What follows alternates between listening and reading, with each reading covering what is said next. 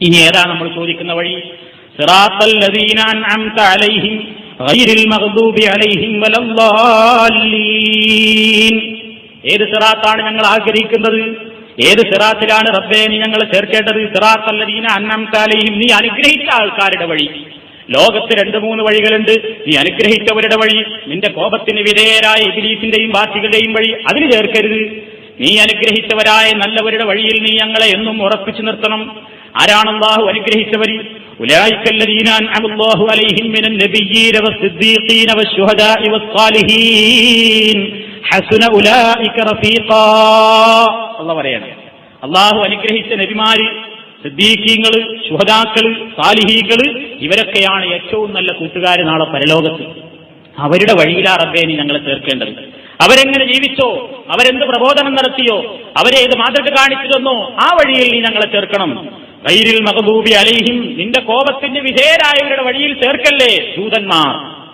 വലദ്ദാല്ലീൻ, പഴച്ചുപോയ ആളുകൾ, ക്രിസ്ത്യാനികൾ, ജൂത ക്രൈസ്തവരുടെ ആ സ്വഭാവത്തിൽ ഞങ്ങളെ ചേർക്കല്ലേ.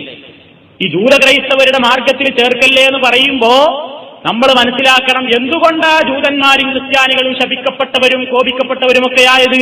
ആ സ്വഭാവങ്ങളൊന്നും നമ്മുടെ ജീവിതത്തിൽ ഉണ്ടാകരുത്. ഖുർആൻ ഒരുപാട് കാരണങ്ങൾ പറഞ്ഞിട്ടുണ്ട് അവർക്ക് അല്ലാഹുവിന്റെ ലഅനത്തിറങ്ങാൻ. ഒരുപാട് കാരണങ്ങൾ പറഞ്ഞിട്ടുണ്ട്. ആ രൂപത്തിലുള്ള ദുസ്വഭാവങ്ങളൊന്നും ഉണ്ടാവരുതേ.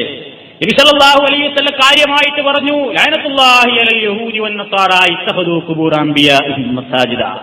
ജൂത ക്രൈസ്തവ വർഗത്തിന് ശാപം കിട്ടാനുള്ള ഒരു കാരണം അവരിലെ പുണ്യവാളന്മാരുടെ ഖബറുകൾ അവർ കെട്ടിപ്പൊന്തിച്ചവിടെ ആരാധനാ കേന്ദ്രങ്ങളാക്കി മാറ്റാറുണ്ടായിരുന്നു എന്നാണ്.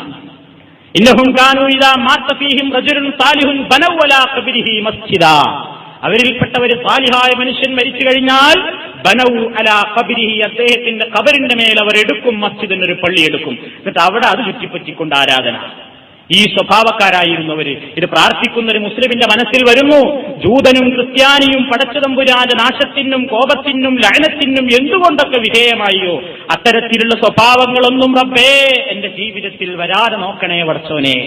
അതാണ് നീ അനുഗ്രഹിച്ച നബിമാരുടെ വഴിയിലേ ഉണ്ടാകാവൂ, അതിലേ നീ ഞങ്ങളെ ചേർക്കാവൂ എന്ന് പറയുന്നത്. ഇതാണ് പ്രാർത്ഥിക്കുന്നത് നമ്മൾ. ഈ പ്രാർത്ഥനയ്ക്ക് ശേഷം നമ്മൾ എന്ത് ചെയ്യുന്നു?